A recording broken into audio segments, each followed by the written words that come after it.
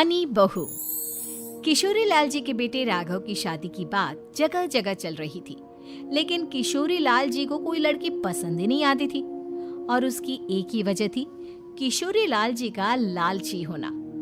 उनको लड़की वालों से मोटा दहेज चाहिए था और इसी चक्कर में एक दिन वो एक बहुत पैसे वाले के घर अपने बेटे का रिश्ता लेकर पहुंचे।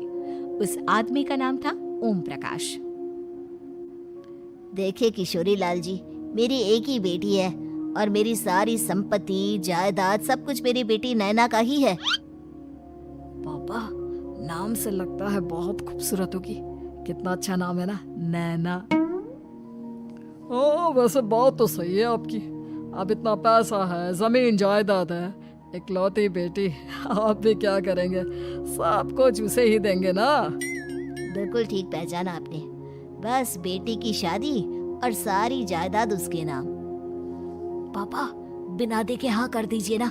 इतना अच्छा रिश्ता फिर कहाँ मिलेगा? माला माल हो जाएंगे हम। मैं अपनी बेटी को बुलाता हूँ। अरे नहीं नहीं नहीं नहीं, आपकी बेटी का नाम नैना है, सुनकर ही लगता है बहुत सुंदर होगी। रहने दीजिए अंकल, मैं तो आपकी बेटी के नाम से ही इतना खुश हो गया हूँ कि उसे बिना देखे शादी करने को तैयार हूँ। अब तो मैं उसका चेहरा सीधे शादी के बाद ही देखूंगा। और इस तरह राघव नैना का चेहरा नहीं देखता और उससे शादी कर लेता है। शादी के बाद अपनी सुहाग रात पर जब राघव नैना का घूंघट उठाकर देखता है तो नैना की आंखें बंद थी। कितने खूबसूरत हो तुम नैना, जरा अपनी आंखें खोलकर मेरी तरफ देखो तो सही। नहीं, मुझे शर्म आती है। अरे, मैंने तुम्हें शादी से पहले भी नहीं देखा, और अब अगर तुम आंखें खोलकर मुझे देखोगी भी नहीं तो मुझे अच्छा कैसे लगेगा? इससे पहले कि नैना अपनी आंखें खोलकर राघव की तरफ देखती, अचानक से लाइट चली गई और राघव नैना को पूरी तरह से देख भी नहीं पाया। अगली सुबह नैना राघव के लिए नाश्ता बनाकर लेकर आई। अरे ये क्या, आधा पराठा सेका हुआ है और आधा बिल्कुल कच्चा। ये तुमने क्या किया नैना?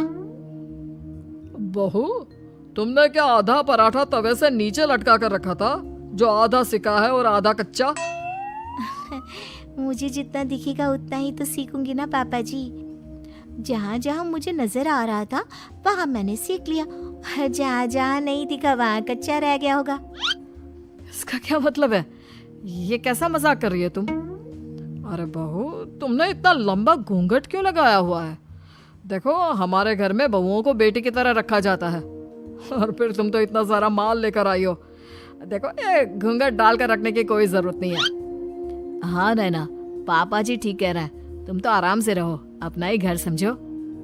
नैना अचानक से अपना घूंघट उठा लेती है। अरे ये क्या पापा, नैना की तो एक आंख फूटी हुई है। नाम से नैना, लेकिन ये तो कानी बहू निकली। मेरे साथ धोखा हुआ है, धोखा। बिना दिखाए अपनी कानी लड़की मेरे संग ब्याह दी।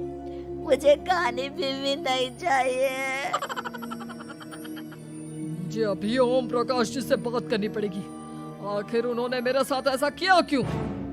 अरे, आप लोगों ने ही तो पापा से कहा था कि आप लोग शादी से पहले मुझे देखना नहीं चाहते। अब मेरे पापा पर क्यों इल्जाम लगा रहे हैं?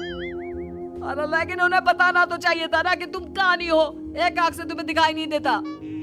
किशोरी लाल और राघव नाराज होकर ओम प्रकाश को अपने घर बुलाते हैं। पापा जी, ये आपने क्या किया? शादी से पहले बताया क्यों नहीं कि नैना की आंखों में परेशानी है?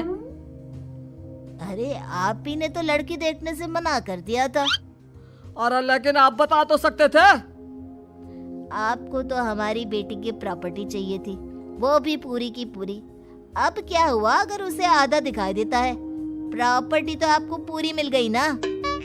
अरे ये क्या बात हुई? मेरी शादी प्रॉपर्टी से नहीं, आपकी बेटी से हुई है। अब ये तो पहले सोचना चाहिए था। तब तो मेरी प्रॉपर्टी देखकर तुम्हारी जुबान लप लप आ रही थी। लेकिन मैं कानी लड़की को अपनी बीवी बनाकर नहीं रख सकता। पापा, कुछ करिए ना आप। हाँ, करता हूँ। देखिए ओम प्रकाश जी, आप हमारे साथ ऐसा नहीं कर सकते। और तुम देखो, अगर तुमने मेरी बेटी से शादी तोड़ी ना, तो जो भी प्रॉपर्टी मैंने तुम्हें दी है वो तो पूरी की पूरी वापस ले लूंगा और आधी प्रॉपर्टी तुम्हारी भी लूंगा। अरे मेरी आधी प्रॉपर्टी भला क्यों लेंगे आप?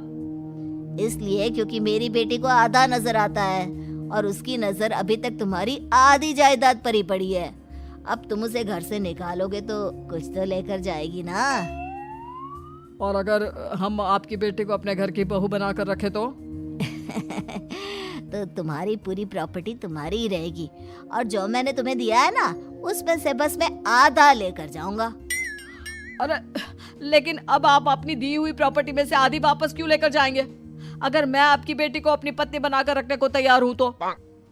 इसलिए ताकि भविष्य में अगर तुम मेरी बेटी को धोखा दो तो उसके पास कुछ तो रहे जो पति का हो।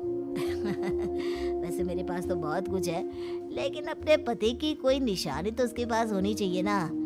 अब अगर तुमने मेरी बेटी को कहानी कहा तो तुम्हें प्रॉपर्टी भी कहानी ही मिलेगी, पूरी नहीं। जमाए राजा। किशोरी लाल और राघव समझ चुके थे कि वो बुरी तरह फंस चुके हैं और अब उनके पास वहां से निकलने का कोई चारा नहीं है। अब समझ में आया ना, लालच बुरी बला होती है।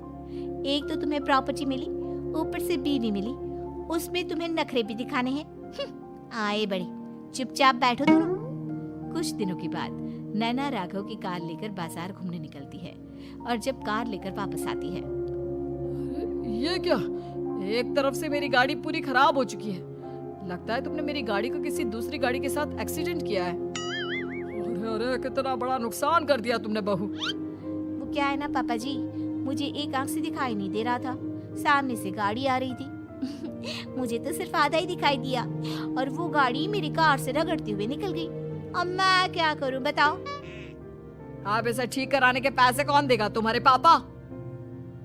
तुमने मुझसे इस तरह से बात की? अभी रुको। नैना राघव की शिकायत ओम प्रकाश को कर देती है। देखो राघव, अब जो मेरी आधी प्रॉपर्टी तुम्हारे पास थी ना, उसमें से आधी और मैं लेकर जाऊंगा, क्योंकि तुमने मेरी बेटी को डांटा। अरे नहीं नहीं पापा जी, गलती हो गई, माफ कर दो। गलती की तो कोई गुंजाइश ही नहीं। अगली बार मेरी बेटी को डांटा तो बची हुई आधी में से आधी और ले जाऊंगा। लालच के चक्कर में हम दोनों ने बहुत बड़ी गलती कर दी बेटा। एक तो तुम्हें कानी बहू मिली और ऊपर से जो माल मिला वो भी काना। इस तरह राघव की हर एक गलती पर ओम प्रकाश उसकी प्रॉपर्टी का आधा आधा हिस्सा लेकर अपना सारा माल वापस ले गया और राघव को कानी बीवी से काम चलाना पड़ा। भाई लालच वाकई में बुरी बला है।